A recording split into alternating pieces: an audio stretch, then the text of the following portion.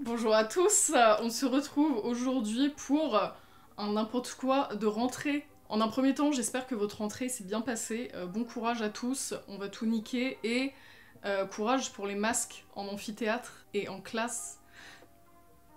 Pour notre petit rendez-vous culturel du mois, ça va être assez rempli, surtout dans la catégorie film-série. J'ai vu 2 films au ciné et une série, mais on va commencer par la catégorie livre. Comme vous le savez peut-être ou peut-être pas, je bosse avec Pocket Jeunesse et tous les mois ils m'envoient un livre et si je l'aime bien, j'en parle. Si je ne l'aime pas, je n'en parle pas. Et aujourd'hui je vais vous parler de À en perdre haleine de Deb Caletti, qui m'a du coup été envoyé par Pocket Jeunesse. Merci bien. Donc dans ce livre, on va suivre l'histoire d'une lycéenne qui s'appelle Annabelle et qui vit à Seattle avec sa mère Gina et son petit frère Malcolm. Leur père les a quittés il y a quelques années pour devenir curé. Au début, on est direct dans le feu de l'action, on sait qu'elle fuit quelque chose, mais on ne sait pas quoi. Et elle va arriver dans un hôtel et elle va dire à sa mère qu'elle veut partir, fuir quelque chose, et qu'elle va courir jusqu'à Washington, ce qui fait 26 km par jour. Et la première réaction de sa mère, c'est de lui dire que c'est une réaction post-traumatique et est-ce qu'elle a des flashbacks en ce moment. Donc on va vite comprendre qu'il est arrivé quelque chose à Annabelle, un choc, mais on ne sait pas quoi. On sait donc qu'elle va partir de Seattle vers Washington, qu'elle va courir 26 km par jour pour fuir quelque chose. Chaque chapitre va être alterné, donc on va suivre sa vie présente avec son grand-père qui l'accompagne dans son combat et qui va la suivre en camping-car pour être à ses côtés, et sa vie passée, donc on va découvrir ses amis, Kat, Zach, et aussi des garçons qui lui ont brisé le cœur. Il va y avoir le prénom Will, et petit à petit, on va découvrir des nouveaux prénoms, et on va réussir à recoller les morceaux et comprendre ce qu'elle fuit et pourquoi elle a décidé de mener ce combat. J'ai beaucoup aimé ce livre parce que Annabelle, c'est un symbole de force. Elle traverse les États-Unis pour pouvoir se faire entendre et c'est hyper rassurant, et je pense que ça peut aider des personnes qui pourraient se reconnaître en elle. Et au fur et à mesure, on a l'impression de courir à ses côtés et non, je valide à fond ce livre, je le recommande de ouf. Je l'ai lu assez rapidement et du coup, bah merci Pocket Jeunesse de me l'avoir envoyé. Je vous mets le lien juste en dessous si vous voulez vous le procurer et n'oubliez pas les petites librairies. Du coup, maintenant, on va passer à la catégorie vêtements. Il n'y a pas grand chose dans cette catégorie, mais j'ai reçu des trucs cool dernièrement et du coup, je voulais absolument les mettre ici. J'ai reçu toute la nouvelle collection de Yoko. Merci Lucas, Squeezie. Mon frère était très content, d'ailleurs, je vous avais mis des photos sur Instagram. Du coup, je vais vous montrer mes 2 articles préf de la collection. Un petit bob, et regardez à l'intérieur. Je le trouve ultra stylé et vraiment les designs, vous avez bossé comme des oufs dessus. Parfait, là on est au max. Et ce t-shirt que j'avais porté dans une story Instagram et vraiment vous avez adoré et tout le monde m'a dit cette tenue validée de ouf, je la garde en tête, je vais grave la reporter pour faire la meuf. C'est un t-shirt noir tout simple comme ça avec le petit logo au milieu et le dos. Tout se passe dans le dos. Je suis super fan de sa collection, vraiment ils ont trop bien bossé dessus. La qualité, j'aime le tâter. Et les sachets sont biodégradables. À noter, ça c'est cool. Merci encore Lucas. On va maintenant passer à la catégorie musique, très petite catégorie parce que vous vous doutez bien que je ne fais pas de concert. Il ne se passe pas grand chose en ce moment, mais on peut très bien découvrir des artistes chez soi en respectant les distances de sécurité. J'ai découvert l'artiste Benny. C'est une artiste qui a 20 ans, c'est une 2000. Si je peux comparer à Clairo, c'est un peu dans cette vibe-là assez chill. J'aime trop ce qu'elle fait. Voilà, s'il y a une artiste que je peux vous recommander, Benny. Allez écouter, ça détend en max. Je l'ai découverte pendant le confinement et du coup, bah voilà, c'est cadeau. Maintenant, elle est entre vos mains si vous voulez l'écouter dans le car le matin, comme ça, contre la vitre. C'est pour vous.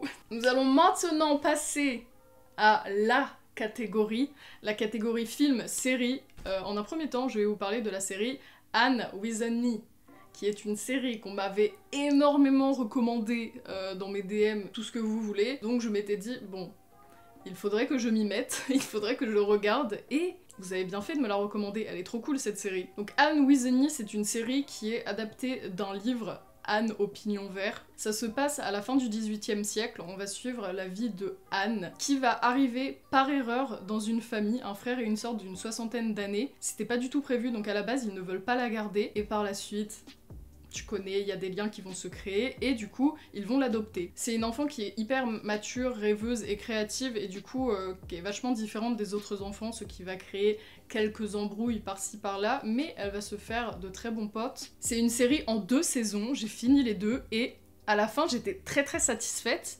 mais j'aimerais une 3e. Il y a des questions auxquelles on ne répond pas. Et ça m'embête de ouf, mais c'est une super série, mais je veux la 3e saison. Il y a pas mal de thématiques qui sont abordées par rapport à la fin du 18e, la place des femmes, les noirs, les indiens aussi, dans cette société qui est hyper fermée. Et c'est que des messages d'espoir, et c'est pour ça que j'ai grave aimé cette série, même si il y a quelques passages qui sont évidemment hyper réalistes, mais j'ai grave aimé. Ça m'a fait du bien de voir cette série, en plus c'était pendant le confinement, donc merci de me l'avoir recommandée, ça m'a grave fait passer le temps, et je vous la recommande de ouf. Salut, ça c'est Élise après le montage qui se rend compte qu'elle a pas parlé assez de la série Anne with an E, alors que la série est en 27 épisodes de 44 minutes, il y a des choses à dire.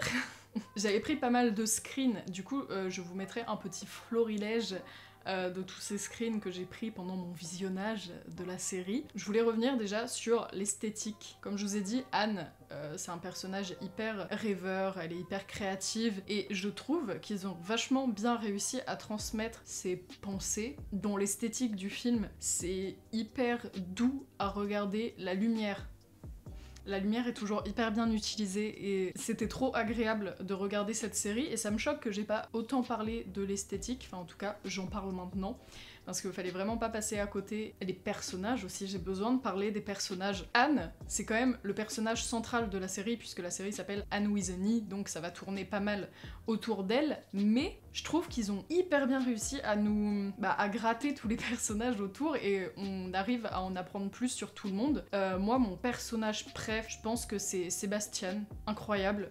Le personnage d'Anne, au début de la série, j'avais grave du mal, et parce que je trouvais que c'était une grosse chialeuse. En fait, à chaque fois qu'il y a un problème, et à chaque fois qu'elle est confrontée à quelque chose qui ne lui plaît pas, elle se casse et elle pleure. Et au début, ça me saoulait, je me disais arrête, genre, sois confrontée au truc, et en fait, après j'ai capté que c'est grave moi en fait, Anne. Je fuis et je chiale. Au début, ça me saoulait un peu, et petit à petit, quand tu apprends à creuser dans la série, tu captes pourquoi son personnage est aussi fragile, il y a une certaine sensibilité, et du coup tu commences à vraiment l'apprécier, et en fait j'adore le personnage de Anne, je suis sûre qu'elle est poisson, c'est obligé. En tout cas, Anne au Green Gables, je ne peux que vous conseiller cette série. Et c'était trop bien à regarder, et encore une fois j'aimerais qu'il y ait une partie 3 parce qu'il y a des thématiques qu'il faut encore creuser, et les Indiens, je n'en dis pas plus mais je veux savoir la suite, on veut. Maintenant je vais vous parler des 2 films que j'ai vus au cinéma. Qu'est-ce que ça fait plaisir de retourner au cinéma, même si évidemment on n'oublie pas le masque. En un premier temps j'ai été voir Été 85 au Sirius au Havre. Été 85, c'est un film de François Ozon qui a été tourné en Normandie. On va suivre l'histoire de Alexis, un jeune lycéen de 16 ans, dans les années 80, été 85 of course. Alexis vit dans une famille assez modeste et il a une fascination pour la mort. Voilà le profil d'Alexis. Un jour, il sort faire du bateau et le bateau se retourne, mais il est secouru par le grand et beau David, et David va le ramener chez lui pour le laver et lui donner à manger. La mère de David est là et elle va aussi aider Alexis, mais un peu trop, à se mettre bien chez eux. Donc ils sont très gentils, très accueillants, mais à mon goût, un peu trop. Et par la suite va naître entre Alexis et David une histoire avec évidemment des hauts et des bas gigantesques. L'histoire va se passer à base de flashbacks, donc on comprend qu'il s'est passé quelque chose, donc on va suivre l'histoire de David et Alexis, et après on capte qu'il s'est passé quelque chose, donc ça va être alterné comme ça, on ne sait pas quoi, et petit à petit on va bien capter. Donc pour ma part, c'est un film que j'ai bien aimé, c'est sympa, ça se regarde tout seul et puis c'est en Normandie donc ça fait plaisir. Mais vu que c'est inspiré d'un livre, je ne sais pas si dans le livre c'est pareil, mais déjà dès le début j'ai trouvé la mère hyper intrusive. Est-ce que c'est comme ça dans le livre ? Je ne sais pas. Je trouvais l'ambiance un peu malsaine, parfois, même très malsaine. Mais c'était sympa. Esthétiquement, j'ai vraiment aimé. À un moment, il y a un passage à une fête foraine. les lumières, les décors et j'allais dire les costumes, mais leur dégaine, la petite dégaine des années 80, là j'ai beaucoup aimé. Moi c'est ce qui m'a fait plaisir. Mais sinon, est-ce que c'est un film que je retournerai voir? Je ne sais pas, j'ai un pote, Enzo, il est allé le voir 3 fois. Ensuite, nous allons parler de notre cher Christopher Nolan, Tenet, que je suis allée voir il y a 3 jours et qui m'a retourné la tête. Donc au début du film, on est direct dans le feu de l'action. L'action dure une dizaine de minutes, donc t'es comme ça, t'es à fond dedans, tu dis ah ok, on est direct dedans. Et au début, tu sais pas trop où ça veut en venir. Ensuite, du coup, on a le protagoniste, le personnage principal. On capte qu'il a une mission, mais je sais pas si c'est mon ressenti personnel, mais en tout cas, au début, je ne comprenais pas du tout où ça allait nous mener. Je ne captais pas. J'ai capté qu'il avait une mission, il veut protéger une femme, et je ne comprenais pas du tout pourquoi. Donc est-ce que c'est moi qui ai loupé des éléments? Est-ce que c'est moi qui ai été larguée? Je ne sais pas. Mais en tout cas, genre, tout le long du film, j'étais en mode où est-ce qu'il va? Je ne comprenais pas du tout. Donc c'est au bout de, je dirais, une demi-heure où j'ai fait ok, et 1 heure après que j'ai fait ah ok, et une heure après, parce que le film dure 2h30, et pour moi ça a fait vraiment la première demi-heure où j'ai fait d'accord, ok, j'ai compris des éléments, il m'a fallu encore 1 heure pour faire ah, et l'autre heure à la fin pour me dire ah, je sais pas si vous voyez, mais moi c'était par période. Ce film m'a retourné le cerveau, mais je sais pas si c'est dans le bon sens. J'ai l'impression que l'intrigue est pas si compliquée, mais que Christopher Nolan nous a fait vraiment un... Je sais pas, la réal, elle est hyper complexe. Alors que j'ai l'impression que ça aurait pu être beaucoup plus simple. Je sais pas comment aborder ce film, c'est compliqué. Il y en a beaucoup qui disent qu'il faut aller le voir une 2e fois, je ne ferai pas cet effort. Après, je tiens vraiment à revenir sur la réal qui est incroyable et assez spectaculaire.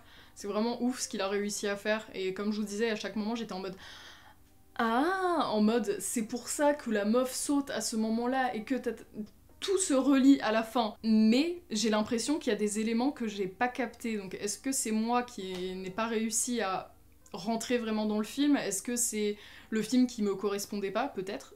Mais en tout cas, c'était cool à voir. En fait, j'ai l'impression que le film est compliqué pour être compliqué. Et si je peux comparer ça à Parasite, j'ai l'impression que Parasite, le film paraît complexe, mais t'arrives à avoir les éléments au fur et à mesure. Et tu comprends tout ce qui se passe. Alors que Tenet, j'ai l'impression qu'il est vraiment compliqué pour être compliqué. Il y a des éléments, ils étaient pas forcés d'être là, et que enfin, ça aurait rien changé à l'histoire. Et j'ai l'impression que ça aurait été beaucoup plus simple pour le spectateur. En tout cas, si vous aimez les films complexes, foncez. Allez-y, il est fait pour vous. Mais moi, j'avais mal. Genre vraiment, j'ai fait un effort physique. Yo, c'est re-moi. Je dois creuser Tenet, je n'en ai pas assez dit. En fait, par la suite, après avoir tourné le n'importe quoi, j'ai vu des threads sur Tenet et des vidéos. La débile, il fallait le faire avant.